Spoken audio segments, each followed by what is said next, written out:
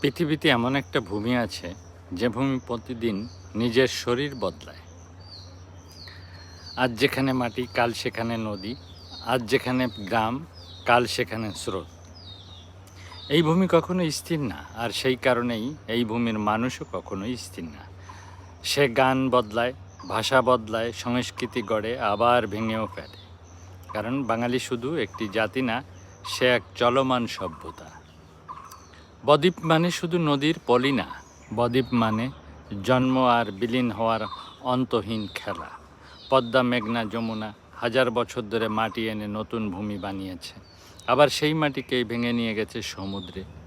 তাই বঙ্গভূমির মানুষ ছোটবেলা থেকেই বুঝে গেছে কিছুই চিরস্থায়ী না। বাড়ি হারাতে পারে, জমি হারাতে পারে, কিন্তু বাঁচার শক্তি হারানো যাবে না। এই জন্যই বাঙালি এত সৃষ্টিশীল, কারণ স্থির ভূমির মানুষ দেওয়াল বানায়, আর বদ্বীপের মানুষ গল্প বানায়। যেখানে নদী প্রতিদিন পথ বদলায়, সেখানে মানুষের মনও এক জায়গায় আটকে থাকে না। তাই বাঙালি গান সৃষ্টি করে, নতুন ভাষা তৈরি করে, নতুন সংস্কৃতি জন্ম দেয়। আবার সময় এলে নিজের তৈরি জিনিস নিজেই বদলে ফেলে। খেয়াল করে দেখবেন, বাঙালির সংস্কৃতি কখনো একরঙা না। এখানে নদীর গান আছে, মাটির গান আছে, বাউল আছে, ভাটিয়ালি আছে, আবার শহরের বিদ্রোহও আছে। কারণ বদ্বীপ মানুষকে শিখিয়েছে জীবন মানেই চলমানতা।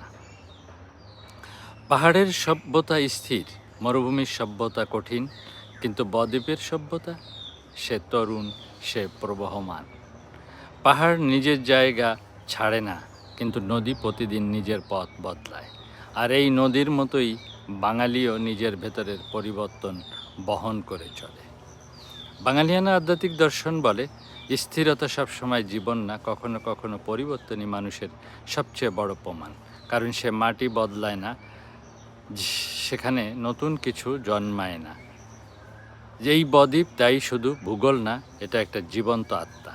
তাই পৃথিবীর সবচেয়ে জীবন্ত ভূমি হলো বদ্বীপ, কারণ এখানে মাটিও বেঁচে থাকে, নদীও বেঁচে থাকে, মানুষও বেঁচে থাকে।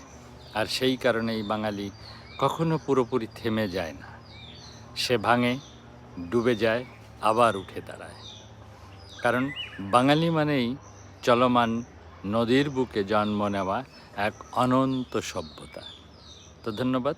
ভালো লাগলে ভিডিওটি শেয়ার করে দিবেন, আর সাবস্ক্রাইব করে পাশে থাকার অনুরোধ রইল সকল বাঙালির প্রতি। ধন্যবাদ। মালিক ভরসা। জয় জগন্নাথ।